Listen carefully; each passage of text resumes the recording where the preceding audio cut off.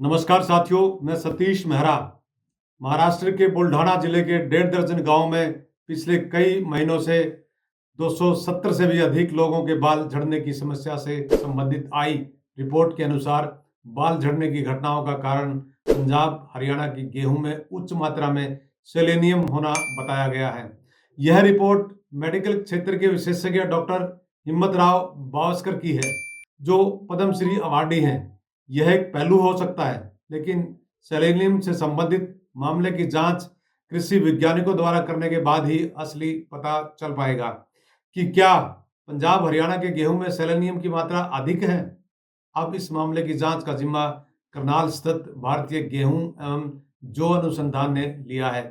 संस्थान के निदेशक डॉक्टर राम तिवारी का कहना है कि अभी से यह कह देना कि गेहूं से ही गंजेपन की समस्या हुई है, बहुत जल्दबाजी होगी, क्योंकि मेडिकल और कृषि विशेषज्ञों की रिपोर्ट के बाद ही इस सच्चाई तक पहुंचा जा सकता है। गौरतलब है कि प्रदेश में कृषि रिसर्च से जुड़े 2 विश्व स्तरीय संस्थान हैं, जिनमें national dairy research institute Karnal व चौधरी चरण सिंह कृषि विश्वविद्यालय हिसार शामिल हैं।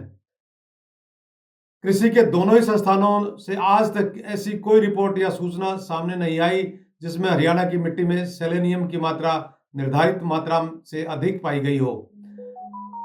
हरियाणा और पंजाब में उत्पादित गेहूं, हरियाणा और पंजाब के लोग तो खाते ही हैं, वहीं इन प्रदेशों की उत्पादित गेहूं की सप्लाई उत्तर प्रदेश, पश्चिमी बंगाल, असम, दिल्ली, मध्य प्रदेश, झारखंड, तमिलनाडु, राजस्थान और बिहार में भी की जाती है।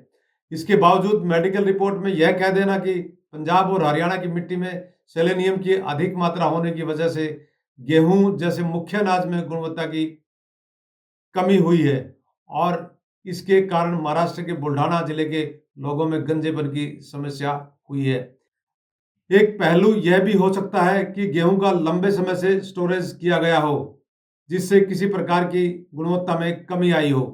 हरियाणा खाद्य आपूर्ति विभाग के अधिकारियों ने भी स्पष्ट किया है कि महाराष्ट्र के बुल्ढाना जिले में गेहूं खाकर बाल झड़ने के घटनाक्रम से हरियाणा का कोई संबंध नहीं है। गेहूं उत्पादन में हरियाणा का देश में चौथा नंबर है। वर्ष 2023-24 में हरियाणा से 112 मिलियन टन से भी अधिक गेहूं का उत्पादन हुआ है, जिसमें से 70 मिलियन टन से भी अधिक गेहूं की सरकारी खरीद की गई है और इस खरीद की गई गेहूं को एफसीआई के माध्यम से विभिन्न राज्यों में भेजा जाता है, जिसका सभी राज्यों के लोग खाने में प्रयोग करते हैं।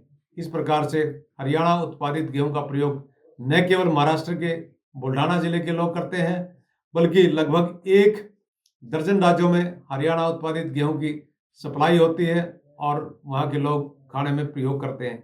किसी अन्य राज्य से हरियाणा और पंजाब की भूमि में सेलेनियम की अधिक मात्रा होने की शिकायत अभी तक नहीं आई है। हरियाणा में पाई जाने वाली मिट्टी की बात की जाए तो यहाँ लगभग 8 तरह की मिट्टी पाई जाती है, जो गेहूं उत्पादन के लिए अच्छी मानी जाती है।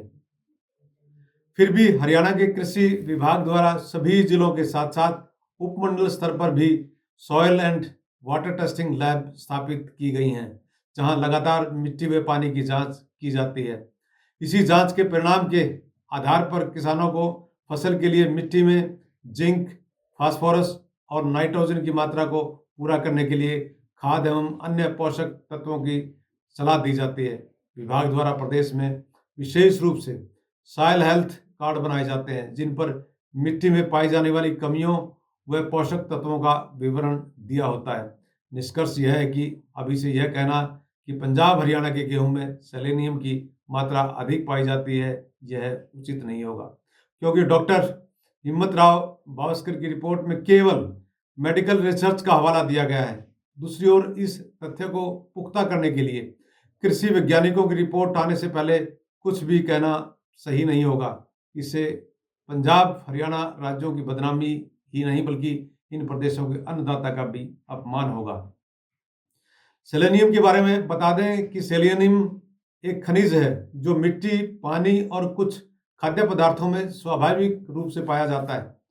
यह शरीर में मेटाबॉलिज्म को नियंत्रित करने में महत्वपूर्ण भूमिका निभाता है, लेकिन इसकी अधिक मात्रा स्वास्थ्य के लिए हानिकारक हो सकती है।